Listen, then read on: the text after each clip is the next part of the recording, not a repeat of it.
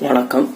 இன்னைக்கு நம்ம பார்க்கக்கூடிய பதிவு என்ன பார்த்தீங்கன்னா, மண், பெண், பொன்.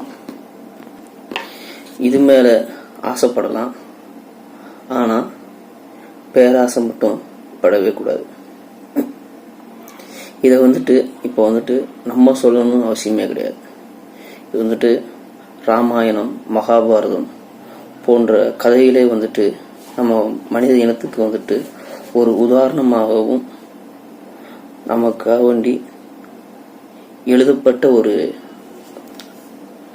புத்தகங்களை நம்ம பார்த்து தெரிஞ்சுக்கலாம். இது உண்மையிலேயே நடந்த ஒரு கதை தான் இந்த மகாபாரதமும் இந்த ராமாயணமும்.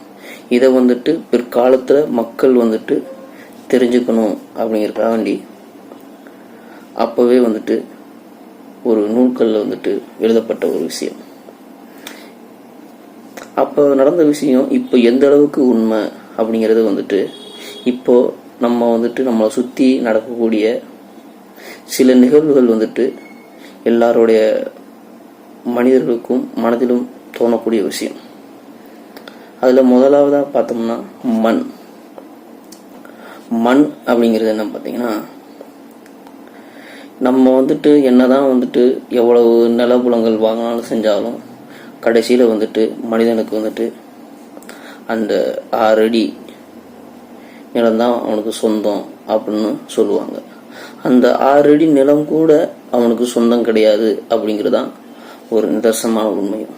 ஏன்னா அதே இடத்துல அடுத்த ஒரு மனிதன் இருந்து வந்தாலும் அவன் அந்த இடத்துல புதைக்கப்படுவான். அந்த இடத்திலிருந்து அந்த உடல் ஆல்ரெடி புதைக்கப்பட்ட உடல் எடுத்து எரியப்படும். இதுதான் இயற்கையான உண்மை, நிதர்சனமான உண்மை. இதை புரிஞ்சுக்கிட்டாலே போதும். அதாவது எதுக்கு இப்போ சொல்ல வரேன்னா, மண் அப்படின்னா இப்போ நம்ம கிட்ட நிலம் இருக்கும். அதே இது அடுத்தவனுடைய நிலத்துக்கு நம்ம ஆசைப்படக்கூடாது, பொது நிலத்துக்கு நம்ம ஆசைப்படக்கூடாது. அதாவது அந்த காலத்துல ஒவ்வொரு ஊர் இருக்குது அப்படின்னா அந்த ஊருக்கு தெருன்னு இருக்கும், சாலைகள்னு ஒன்று இருக்கும். இப்படி ஊரு தெரு இது மாதிரி விஷயங்களை என்னைக்கும் ஊருக்குள்ள இருக்க நிலங்களையோ அடுத்தவங்களுடைய நிலத்தையோ ஆக்கிரமிப்பு, அபகரிப்பு இது மாதிரி விஷயங்கள் பேராசை, ஆசைப்படலாம் ஆனால் பேராசைப்படக்கூடாது அப்படிங்கிறது தான் இந்த பதிவுடைய கருத்து.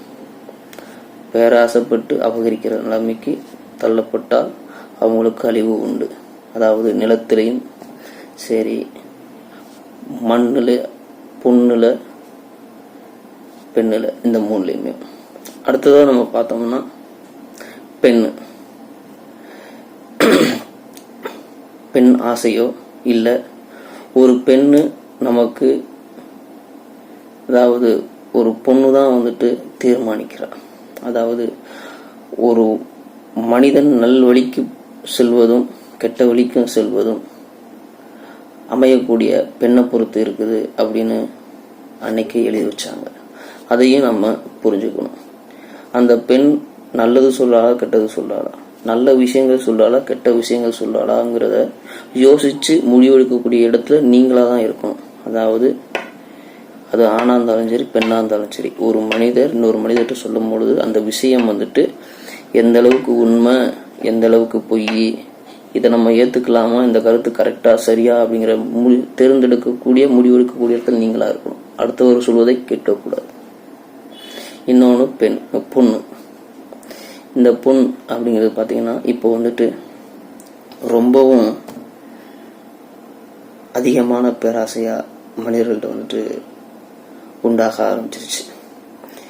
ஏன் அப்படி சொல்ல வரேன்னா, நம்மளை சுத்தி உள்ளவங்க அவ்வளவு வசதியா இருக்காங்க, இவ்வளவு வசதியா இருக்கிறாங்க, நம்ம மட்டும் ஏன் இப்படி இருக்கிறோம் அப்படின்னு நினைச்சு இருக்கிற சந்தோஷத்தையும் இழந்துக்கிட்டு நிறைய பேர் இருக்கிறாங்க. பக்கத்து வீட்டில் அது வாங்கிட்டாங்க, இந்த வீட்டில் இது வாங்கிட்டாங்க, நானும் அது வாங்குவேன் அப்படின்னு வீட்டில் அடம் பிடிச்சி வாங்குறது. இப்படி ஒரு கலாச்சாரம் மாறி போச்சு. அவங்ககிட்ட பைசா இருக்கும், காசு இருக்கும், அவன் வாங்குறதுக்கு திறமை இருக்கும். அதை விட்டு அதனால வந்துட்டு நம்ம வாங்கணும் அப்படின்னு நினைச்சோம்னா அவங்ககிட்ட இருக்க பண வசதி நம்மகிட்ட இருக்குதா அப்படின்னு யோசிக்கணும். அது சில காலங்கள் தள்ளி போட்டு அதுக்குன்னு ஒரு தனியான வருமானத்தை சேமிச்சு வச்சு பெற்றுக்கொண்டால் அது வந்துட்டு ஏற்படக்கூடிய கருத்து. அதை விட்டு அவங்க வாங்கிட்டாங்கன்னு நம்மளை உடனே வாங்கணும் அப்படின்னு நினைக்கிறது வந்துட்டு நம்மளை வந்துட்டு நம்ம பண தேவையை பூர்த்தியை சமாளிக்க முடியாத அளவுக்கு தள்ளப்படுவீங்க.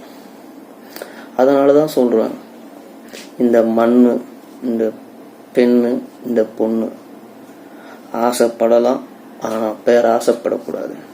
ஆசையும் பேராசையும் இந்த மனித இனத்தவே அழிக்கக்கூடிய ஒரு விஷயமா மாறிக்கிட்டே வருது.